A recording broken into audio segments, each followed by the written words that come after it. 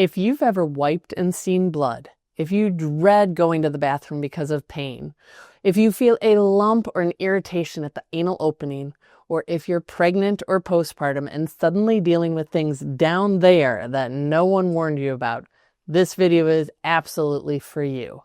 Even though no one talks about hemorrhoids, they are incredibly common and there are real solutions.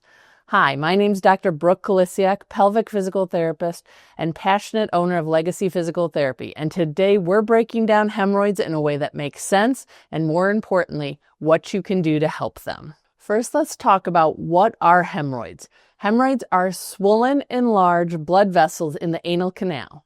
They can be internal, which means they're inside, often higher up in the anal canal, then can cause bleeding, pressure, and even protruding with straining. They can be external, under the skin at the anal opening, and these type of hemorrhoids tend to cause itching, irritation, and if clotted, can even cause intense sharp pain with bowel movements sometimes. Or you can have mixed, both an internal and external hemorrhoids present at the same time. Hemorrhoids affect about 10 million people in the United States and can really impact people's quality of life. So let's now talk about what causes hemorrhoids. So anything that puts increased pressure into the pelvic and anal area can potentially cause hemorrhoids to occur. And there are many things that do this. Some of the most common things are constipation or straining or excessive pushing to poop. Women who are pregnant and postpartum are at more risk for hemorrhoids to happen because of the hormonal changes that happen and the increased fluid that happens during pregnancy. All of this can potentially contribute to hemorrhoids happening more during pregnancy and postpartum. We can also see dietary things that affect our ability to potentially control for hemorrhoids. So if you have a low fiber diet, if you are experiencing dehydration, both of these can contribute to poorer bowel habits and the potential development of hemorrhoids. Many people who do heavy lifting, especially with breath holding, can cause extra pressure down through that pelvic area and again cause hemorrhoids to potentially be present. There can even be pelvic floor muscle issues where the pelvic floor muscles are too tight and grippy and tense and aren't relaxing well. All of this can potentially put the body into a state where hemorrhoids are more likely to happen. What are symptoms to watch for if you're experiencing hemorrhoids? Pain with bowel movements, bright red bleeding with wiping, a bump or swelling at the anus, anal itching or irritation, as well as mucus or a wetness sensation. Now, of these symptoms, if you are experiencing bleeding, bleeding should always be evaluated. Don't self-diagnose. Speaking of diagnosis, let's talk about how hemorrhoids are diagnosed. Most often, it is based off of symptoms plus a physical examination. Sometimes a doctor may perform an endoscopy or a colonoscopy that may be recommended if the cause of the bleeding isn't obvious. Now let's talk about treatment options for hemorrhoids. First, we're going to talk about conservative options. These help a lot of people and are first-line recommendations. First and foremost, make sure you increase your fiber and hydration. Getting adequate amount of fiber and water into your daily diet can make a huge difference on making sure that your bowel movements are soft formed logs and making it easier to evacuate your bowels. Second, don't strain or breath hold when you are trying to push a bowel movement out. Third, we want to think about a shorter toilet time. This is not a time to be sitting on your phone scrolling. That extra time puts a lot of extra pressure down through that pelvic area. Fourth, you want to think about using a footstool to help get your knees up higher than your hips. This position helps to open up the bottom of the pelvic area and allow for easier evacuation. You can use warm sitz baths, especially after you have a bowel movement, to help calm down the area. And I'd be remiss if I didn't tell you that pelvic floor physical therapy can help with hemorrhoids because we can work to improve bowel mechanics, pelvic floor muscle relaxation and coordination.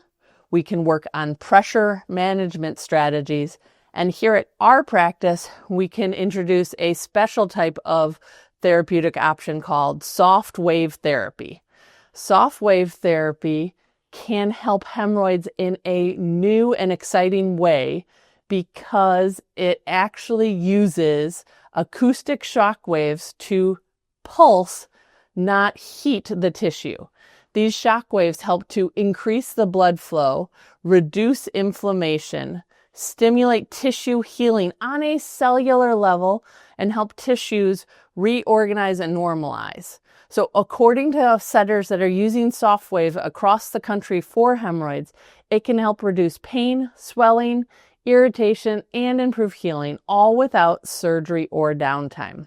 It's non-invasive and doesn't involve any type of cutting, injections, or banding. And for the right candidate, it can be an excellent option alongside the lifestyle changes that I just talked about and pelvic physical therapy. For some people, conservative options aren't enough, and we need to think about more medically based treatment options.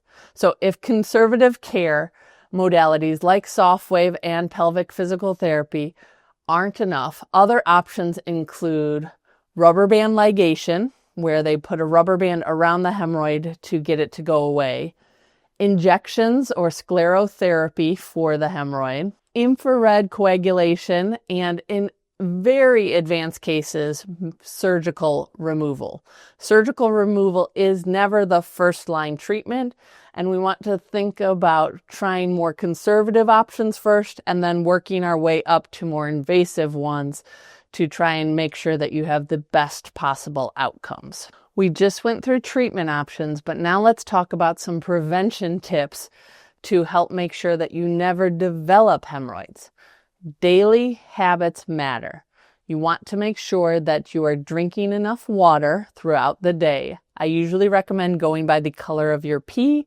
Your pee should be pale yellow the majority of the day if you're properly hydrated. You also want to make sure that you're eating enough fiber. Most Americans are not getting enough fiber in their diet. You should be striving for 25 to 35 grams of fiber a day. If you are far below that amount, you want to increase that slowly, and you want to make sure that you're drinking enough water while also increasing your fiber intake, because those two need to work together.